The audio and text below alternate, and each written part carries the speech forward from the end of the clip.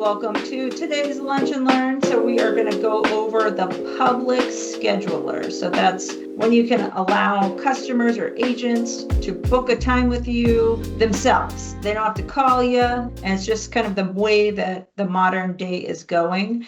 And I'm going to show you first what it looks like, and then we'll go into setting things up. So as a client or an agent, when they first go to schedule, they're presented with this right here. So I do have this showing an example multi-inspector account. So it does give a drop down for somebody to choose a specific inspector, or they can do no preference.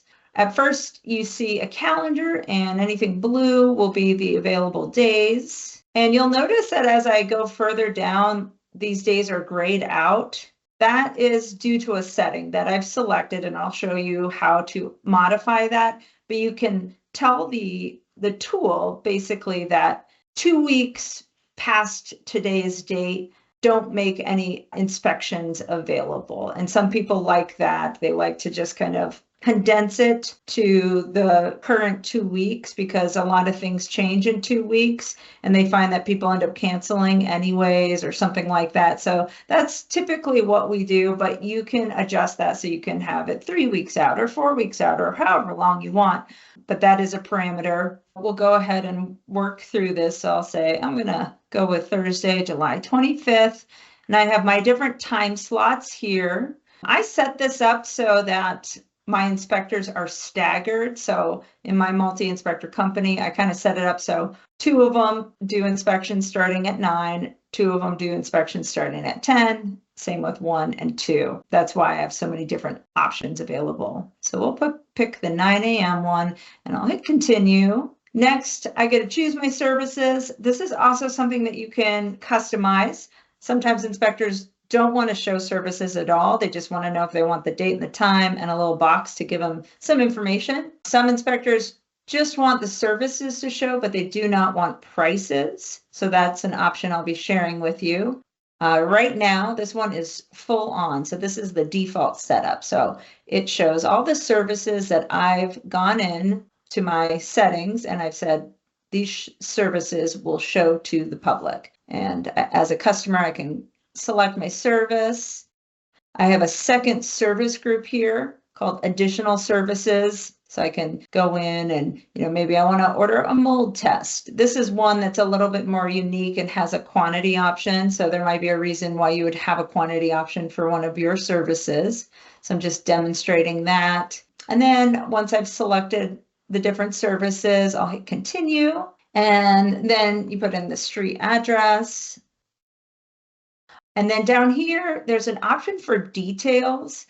This you don't have to show to everybody. There's maybe RV inspectors who don't want to show this at all. You can just click do not show, and I will be going through those settings. But if you want to show them, it gives you a little bit more information about the properties.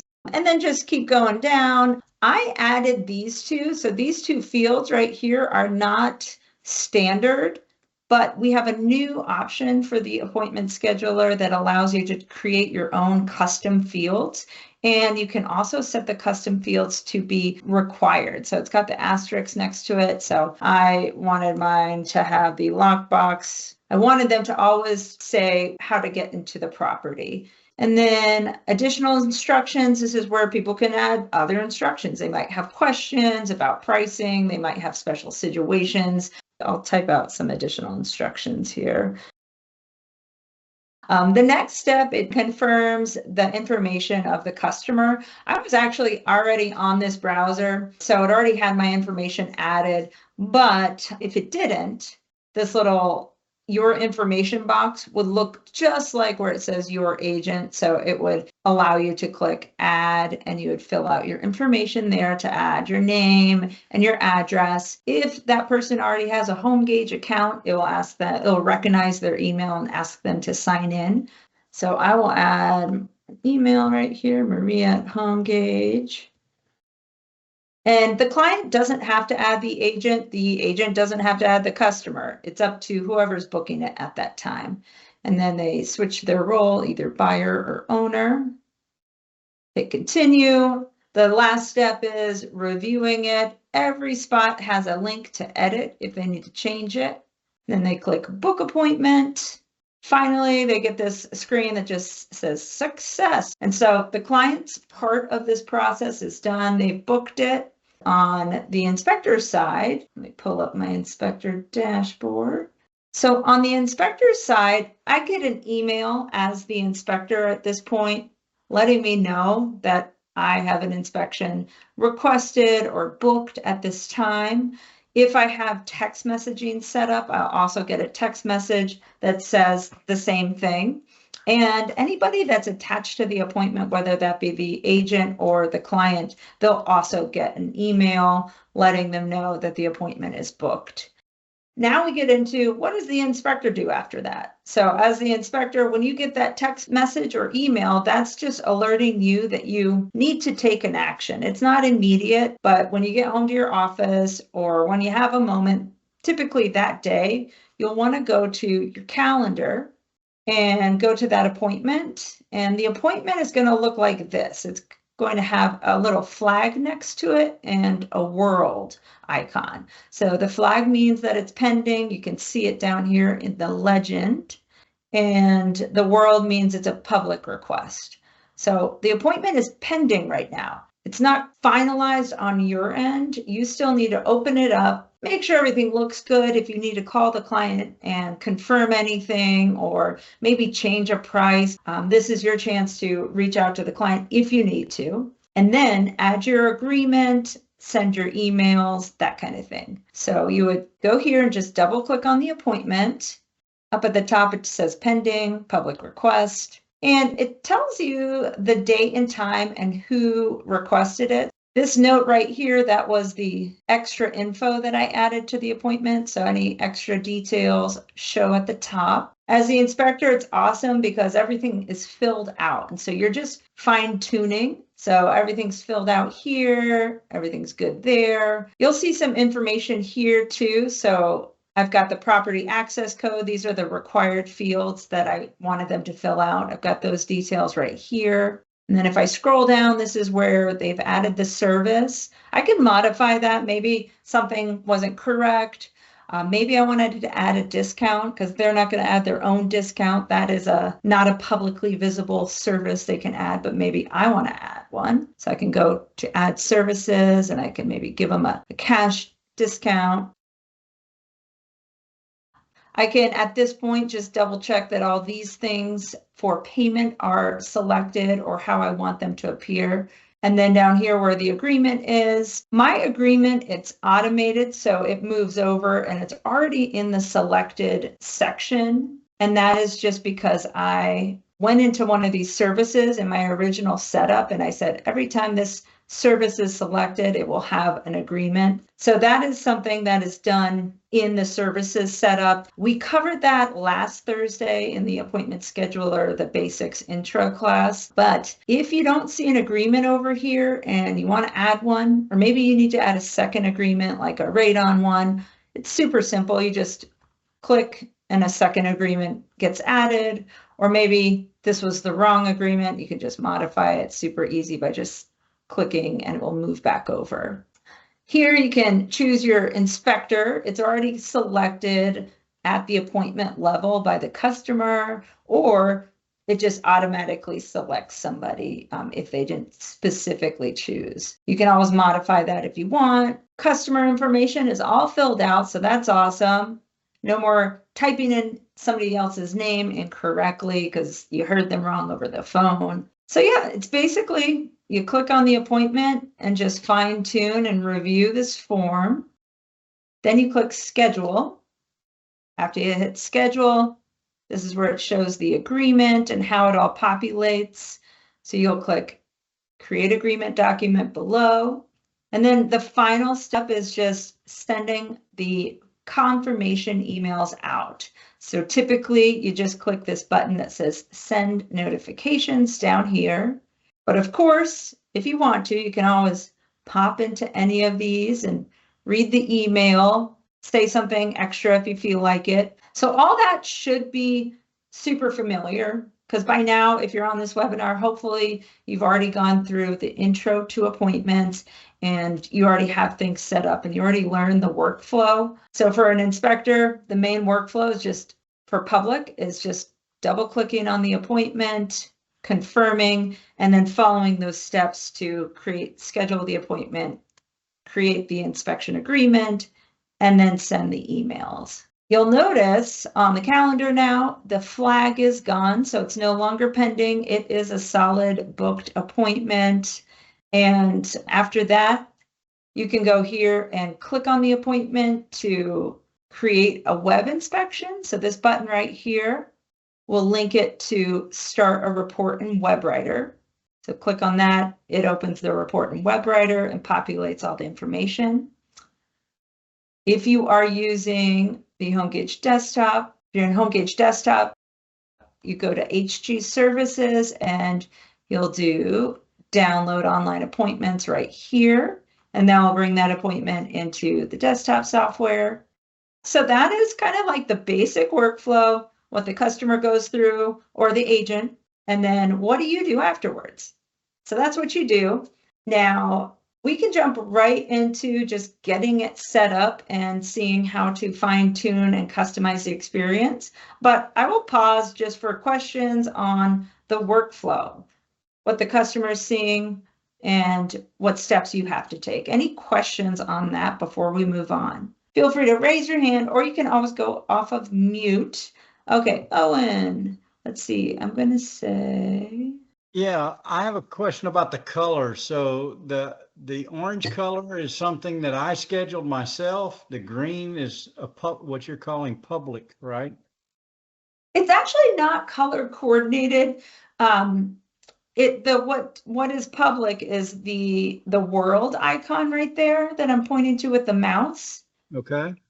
So this is a multi-inspector example account that I use for pretty much all my examples.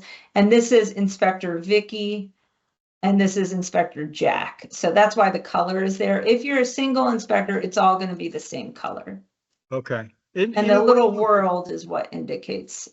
Is there any way you could set those colors based on whether you scheduled it or was it a public schedule? They did it online? There's not the ability to do that right now, but I'm just going to make a note of that. And I love that idea. I think it's pretty awesome. And I'm going to send that as a request to our product team. I usually reach out to them after these webinars and share any insights that come from inspectors. So I love that. I mean, to add on that, because I think that's a great idea also, maybe categorize it to where maybe like one of them is local or, assign, in other words, your own assignable colors, and then assign it, whatever value you want, whether it's like a local or distant or after hours or something. Mm-hmm. I like that too. So give me 1 sec to jot that down. Thank you, Mark. Or just whatever categories that are relevant to you doing business. Yeah.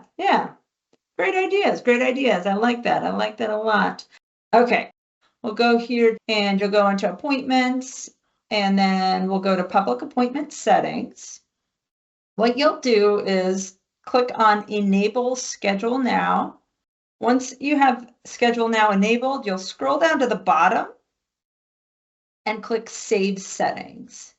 But you can't really get in and customize the little parts in the middle. It doesn't really get saved or retain unless you first enable it and click Save. And then we can go on and move on and configure everything. So this first part here, setting the scheduling configuration where it says scheduling limits, that's what I was talking about, where it wasn't allowing scheduling out past, I guess I had 18 days in the future. So this is definitely adjustable, but the use case for people not wanting it to be too far in the future, we've heard from different companies that people end up canceling or no shows and that kind of thing. Feel free to add whatever you would like here.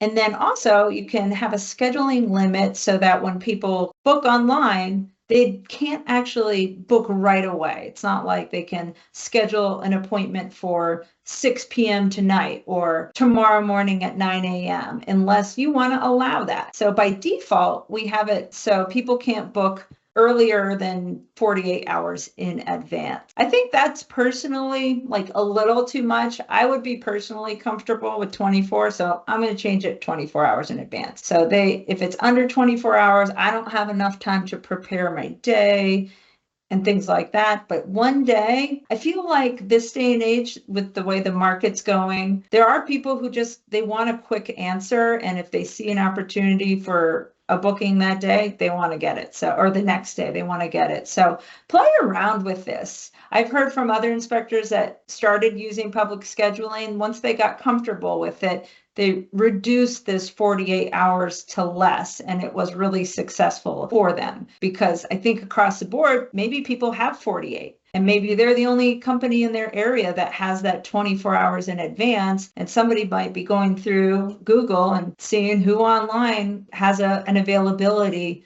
within a day. So play around with that. You can always change it. And note that even if you have 24 hours in advance and you're nervous about it, and maybe you get something coming, or maybe you just don't feel like working that day and you're like, my schedule hasn't filled up for tomorrow. You can just go to your calendar and just put a block, and nobody's going to be able to book it. So there's always that. It's not like they can just go in and book without you not having control. You always have control over your schedule. You can always put blocks that make you unavailable to them. So there's always that.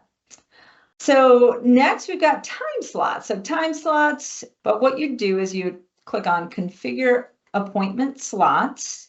If you're a multi-inspector company, you can configure different inspectors. So for example, I'll just go to the first inspector here. If you're a single inspector company, you would just see one, and you just fill in what time slots you want to typically be available Monday, Tuesday, Wednesday, all the different days of the week. So I left Sunday blank because I don't want to work on a Sunday. And then Monday, 9 to 12 is the first slot, 1 to 4 is the second. I could do a third if I wanted. So basically you just try to customize this to meet your basic morning, afternoon inspection needs for each day. Here's a little handy tip.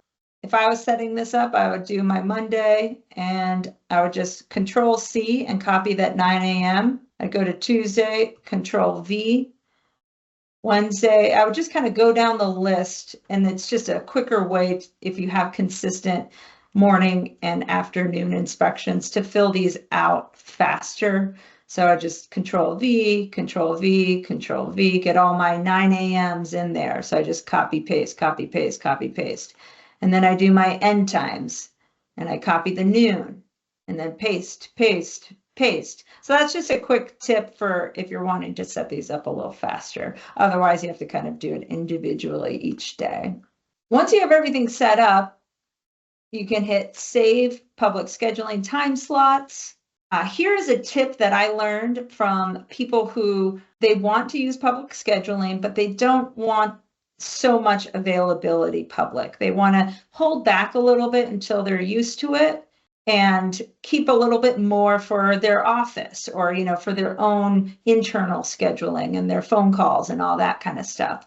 So if you're one of those folks who just wants to ease on into public scheduling, maybe instead of having 2 availabilities each day, just have a 9 a.m. or just have one each day, or a few days a week, just have one and see how it goes. So you can always change this and add to it. And from my experience, a lot of inspectors that are new to it want to ease on into it. So that's how you do that. Suzie? Mm-hmm. So when I have a question about the time slots, can you just limit it to 1 slot per day? Yep. You can't limit it to 1 slot and have that slot be any time that somebody chooses. So just know that it has to have like an actual start time. Can you make it 9 a.m. to 5 p.m.? Yeah, you can do that, but then that person would, it doesn't make sense to do that. So the person who's scheduling it, they would see a 9 a.m. Yeah. and they would book it. It would block off the whole day. which doesn't really matter that it's blocking off the whole day. Nobody else can get that time slot anyways because they already took the 9 a.m. So it doesn't really matter if it was a 9 to 11 versus 9 to 5.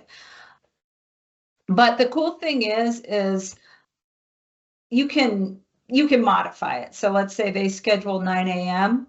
or you can always put a note on wherever your scheduling is seen. So if it's on your website, you can say schedule now by clicking on this link. If you don't see a time that fits your needs, please call. And they can always call, and you can go into your scheduler and choose any time you want. You always have the control to modify anything and go over here yourself and just book any kind of time and things like that. So you can always tell them, go ahead and fill out the appointment. I know you just told me that 9 a.m. doesn't work. If you fill it out, I'll have all your details. And then what I'll do is once you hit confirm, you'll see me. I'll send you a confirmation email, and it's actually going to secure you the 11 a.m. spot. I'm going to go in and change the time. You'll see it on the confirmation email, but this will make sure that I have your email address correct and the property. So you can encourage them to still fill it out. Somebody did call you and want a different time, and that way you're not on the phone at an inspection trying to get all their details. You can say, just fill it out, and then I'll see that and I'll note it. And you can also put in the additional information. I spoke with you on the phone, 11 a.m. was what I wanted, that kind of thing. Does that make sense? Okay, cool. So I'm going back to public appointment settings. So we configured all the time slots. I also want to point out in the time slot section here, there's a tab for text message alerts. So if you click on that, this is where you can put in your text message SMS address, if you will. So text messages are great. So you can always add your SMS information here. To do that, it's not your email address. You would click on this link right here. It opens up a support page where you can read through it. But basically what you do is you find your carrier. So let's say that I'm with Verizon. You would add your 10-digit phone number, and then you would copy this at something.com, highlight that, do a Control-C, go back up to this tab here, go to this SMS address, do Control-V, put your cursor right before the @ symbol, and this is when you type in your cell phone number. So just making up some random cell phone number, but you would type it in. Don't include any dashes or anything like that, just the straight number. There's no 1, and then @ and then whatever that extension was for your provider. And then what you do after that, hit save setting, that'll save it. And then you can also go here to send a test text to see if it works. So if you click that, you should be able to get a ping on your phone shortly after, just to let you know that it is working. So once that's all done, I'm going to go back to public appointment settings, and we'll just trek along here. Block time slot. So this is typically turned on when people come to your calendar and they choose a slot. It will block it so that somebody else that's trying to book the same spot at the same time, if the customer before hit schedule or book appointment, it's not going to be available for them. So it helps with not getting double bookings. And typically that's what people want. So it's automatically turned on. But there are a few situations that our inspectors have called in about to let us know that they don't actually want that. They want it to still be open. So if you are somebody who doesn't want it blocked, just turn it off. Now, if I recall, one inspector that I spoke to, his use case for not wanting the time to be blocked was that he was a single inspector company and he didn't want to turn away any business. So if people were coming to his calendar and somebody booked the 9 a.m. and then somebody else came along and maybe it was looking at the 9 a.m. as well, or maybe came along later on in the day and didn't see 9 a.m. and 9 a.m. was like really important to them, he didn't want to turn that person away. He would rather they both send and fill out the form to book that 9 a.m. appointment. He gets alerted about it, and he has time to move around his schedule if he needs to. The reasoning for that, not to mention he also gets their information and has a chance to talk to them and maybe work something out. Maybe that's a solution for you. Most people will want to actually just save themselves the chance of being double booked, and they don't want to have that additional follow-up, and they will just keep it toggled on. The next spot here is for services. So this is what it is by default. So you have both of these toggled on. The first toggle allows you to either remove or show services. So that's just the name of the service and the description.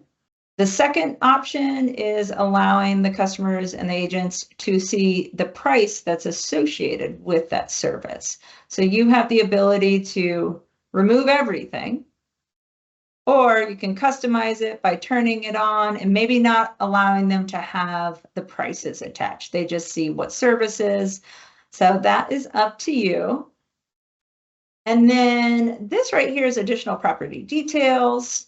For instance, for RV inspectors, if we have any on the call, they might not want any of those fields that have to do with homes. So they can turn that additional property details area off, and customers don't see that. But they can turn it on if you want people to fill out things like square footage, MLS number of bedrooms, those kind of things. And then right here, this is that new feature I talked about where you can add your own custom detail fields. So I can go here and click on Customize Property Details. And for this account, I did already add two. So I added property access code, seller's agent contact. You might have some things that you always wish, man, I always wish that they always would fill this out, because maybe I have to call them back and get that information every time. And I want to reduce the amount of having to make phone calls and contact somebody. So feel free to go in here and click Add Field. Give your custom field a name. You can add, we have a couple different types here. So we have a text field that allows for 125 characters. So it's a short information. We have a text area for 225 characters. So a bigger area. A number field, and then a specific date. So some people might say alternative date, or maybe closing date. Maybe closing date would be a little bit more realistic. You can choose the option for required field, or not have it be required. You have an option to add more information about what date means or what closing date means if it's not obvious. And then you just click Add. And there you go, it will show up and the client can see it. So once you've done that, it has been added. Basically, you do have to go here to appointments, go to public appointments again, and we'll just continue on. So this last step right here, company notification emails. Some people will have an office email or something like that. So you can add that there. It's not typical that people fill this out, but if you want, you can do that. And then down here at the bottom, there are two links that allows you to test how everything's looking. And then we also have a link that will give you steps to add your scheduler to your website, or if you're part of HomeGauge, HomeGauge does that automatically to any HomeGauge websites, and they make it look really nice and snazzy. So we'll go over those two buttons in a second. I always click Save Settings just in case. I don't know if I actually did something that needed it, but I'm just going to click Save anyways. And first we'll go here to Test Configurations. So click on that. Basically, you get this link here, and that's your scheduling link. So to test your own configuration, copy this link. So I'm going to copy it, but you can't just go to the same browser that you're in and paste it, because it's going to recognize that you're the home inspector. So what you want to do in order to test it properly is just highlight it, Control-C, and then go down to your browser and do an incognito or a private window. So I'm over here and I'm in Edge, and I did a right click, and I can choose New in Private Window, or I can go here to my Google and I can do New Incognito. So maybe I'll do that. I'll do new incognito window. I'll go up here to where I can add the information from the URL. So I'll do Control V and then I'll hit enter. And it takes me to my lovely calendar. So that's how you test it. You can go through the workflow and fill everything out. So feel free to go through the process there and just know that that link you can share wherever you'd like. So some people will put that link in an email signature at the bottom where it says schedule, and they can click on it and you can make it a hyperlink instead of having this kind of huge URL.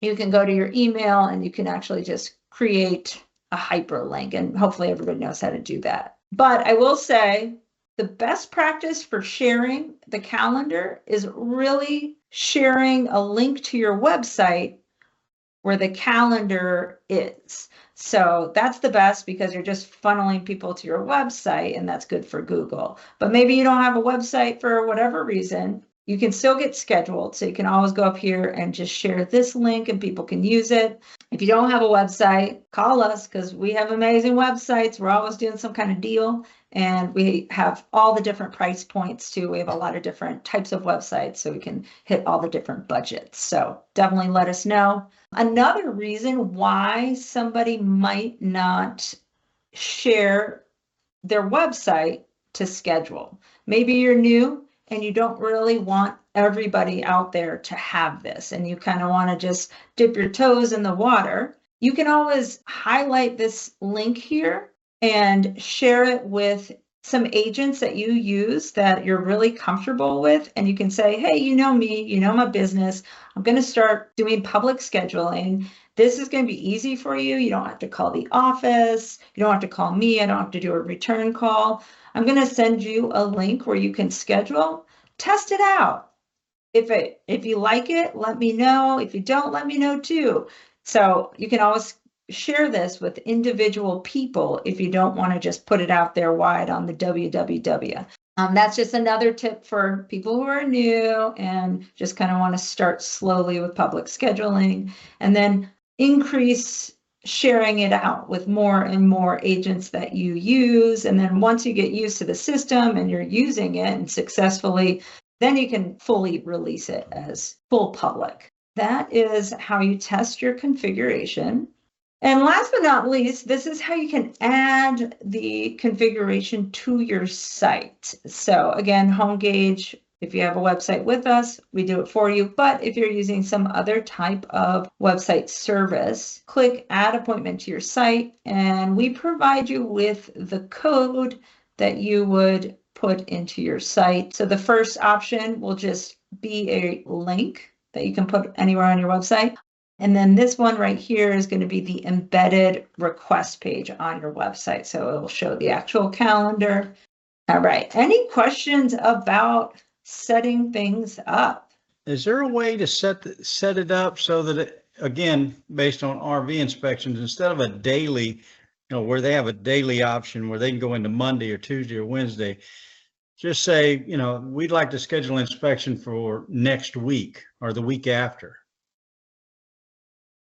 There's not an option for that right now. I'd say the workaround, if I was an RV inspector, the ideal setup would be to turn off the additional property details. It allows them a box to, let's see if I can show you that real quick. What you'd do is you would remove that option to have additional details. And so they wouldn't see the additional details here, but they would be able to put additional instructions down. So that would be the one thing that I would do if I was an RV inspector. I would remove the additional details. And then I would also make sure that wherever my calendar was, whether it was on my website, or if it was on a Facebook page or in an email, my email signature, I would put in bold at the top something like, you don't see a time that suits your needs. We have more availability. Just contact us directly, fill out the form, add your preferred date into the additional instructions box, and we'll be contacting you directly, that kind of thing. So they can still save you time and fill things out, but then you just reach back out and just kind of fine tune and confirm.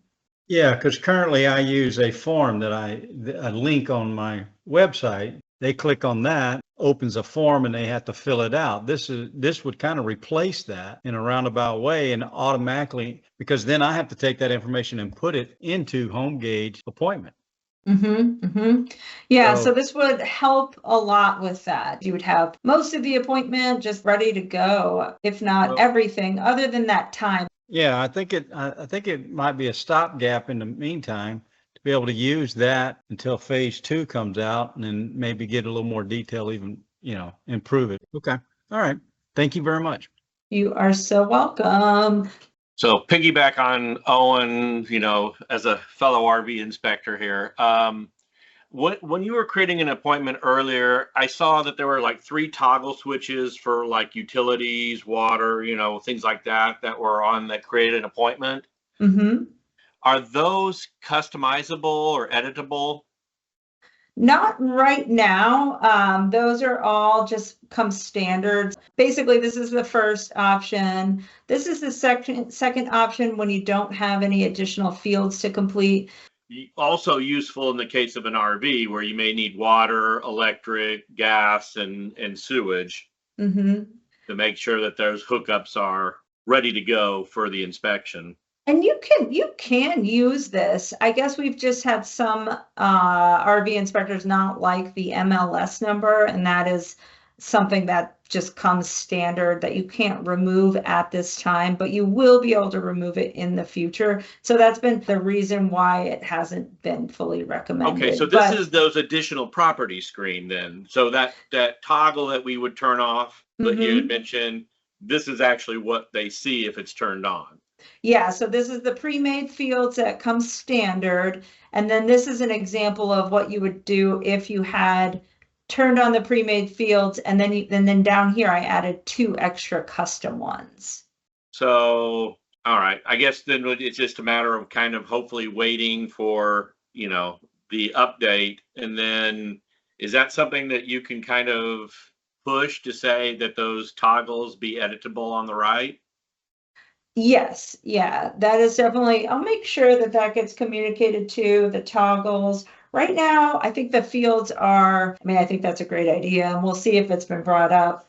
All right, well, thank you. Awesome questions, great feedback. I love to hear the RV experience too, because it's a little bit different. As we go through here, this is just another example of what step 3 looks like when you have just the customer's information. Customer and agent, they can add that. Step 4, reviewing everything. And then the final book appointment in bright green.